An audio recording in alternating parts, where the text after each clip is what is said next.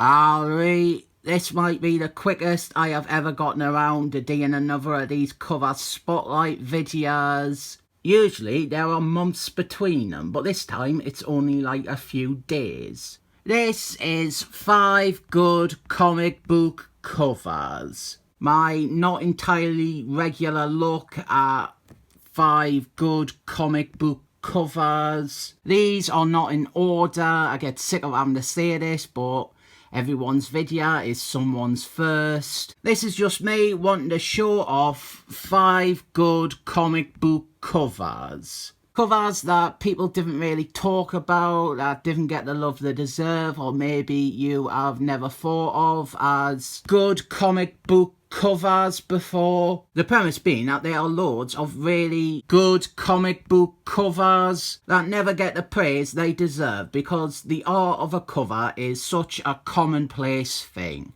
First one this time around is Spectator SpiderMan 220. I put the cuts in to try and make these shorter and punchier, but the last one wound up the second longest one. This is Spectator SpiderMan 221 by John Buscema. This came out during the Clone Saga, the most despised period of Spider-Man after Dan Slott's run. And the result is that a lot of people didn't give credit to some of the really good covers that cropped up during that period.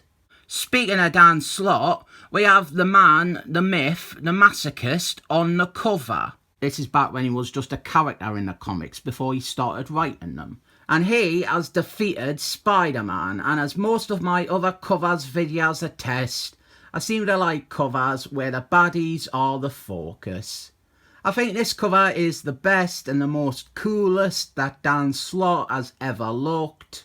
It's just a shame that useless idiot Bill Son-of-a-Bitch inked it and tried his hardest to ruin it by making it all dark and murky. This is the only time Bill Son-of-a-Bitch is ever gonna sneak his way onto one of these videos though. Some people have criticised these videos for my preferential treatment towards covers with sexy ladies or Emma Frosties on, so to combat that, here is one of the least sexy comics possible. This is Captain Marbles. The shit one, Smelly Brie Larson's. Issue 14, with a cover by Alex Garland that doesn't even feature Captain Marbles. The shit one, Smelly Brie Larson's.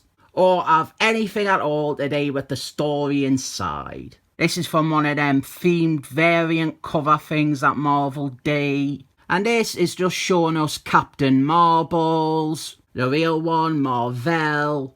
I really like this image and I love showing Captain Marbles, the real one, mar-vell, in this more starry cosmic appearance rather than the red and blue costume. This is inspired by the Earth Cross books and it is loosely a homage to a classic Jim Starman cover. Normally I discount these sorts of tribute covers and I didn't include them in these videos, but I think this one is transformative and it looks different enough to earn a spot on this list before I end up tearing it up when I finally read it. I never expected a cover from that awful character's book showing up on one of these spotlights either.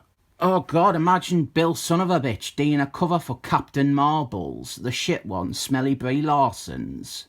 He probably has as well. Oh god, I can picture it now. She would be standing with like her arms out and it'd be like a black sky behind her and then it'd be like white rain and maybe a thunderbolt and it'd be like from a low angle and it'd look fucking ugly because it's Bill Son-of-a-Bitch doing the most ugly character in the world. Back to the sexy women though, it is Supergirl. This is Action in Comics, issue 670 Summit. It looks like it says 674, but there is a price tag over it and I'm afraid to tear it off in case it breaks the comic. This is part of the Panic at the Sky storyline, and it also marked the return of Supergirl to the Superman books after she had been missing for 2 or so years. A very powerful image of her and her legs up front and centre. This is one of them covers that just makes us want to read the comic. I actually didn't think the comic is anywhere near as good as its cover. But this cover instills such good faith that you just want to read it every time you see it. Some more Superman. We have got Superman 130-23. 30-23. This is Superman 123 by Frenz. This is during the old Superman Electric storyline. This cover was the introduction to the new design, although I think this is the variant cover. This is the better of the two covers. I really like this, and it does a top job of showing off the new design and making it look good. Ready for the next century. I think the main cover had a glow-in-the-dark gimmick. I probably should start reviewing this story, the All Superman Electric story. This is the main cover, by the way, not as good, is it? But it does glow in the dark. I am filming this 11 hours after the rest of the video because it is summer and it is rarely dark enough to show something glowing in the dark. It's the white parts, they glow in the dark. They do glow in the dark, I've seen it, but I can't really do it on a camera. I'm going to try and make some sort of like a Faraday cage with some cushions. If I do this, you can kind of get the sense of it because the light quickly hits it. Well, that's not doing it. That's just putting 2 cushions on top of it. Maybe if I put the laptop there, it's probably glowing in the dark under that. I've locked myself in the cupboard and this is perfect. I've got like, I can see it, but the camera's not fucking picking it up. This is a photo of it in the cupboard. And it isn't even a version of the cover this is about, and I didn't even like it. Guess which biblical figure drew this next cover? It's only bloody Todd McFarlane, the creator of such things as lines and colours. This is Todd McFarlane and his cover for Marvel Tales 235. Spider-Man teaming up with the Excellent Men, the hard school clairvoyant Cockburn era team. And much like that Excellent Force cover by McFarlane that featured in one of the other covers videos that I did, this one is a bit hurtful because it is teasing us with McFarlane drawing this team. And characters like Cyclist and Steelman and even Squealy, who has never looked better.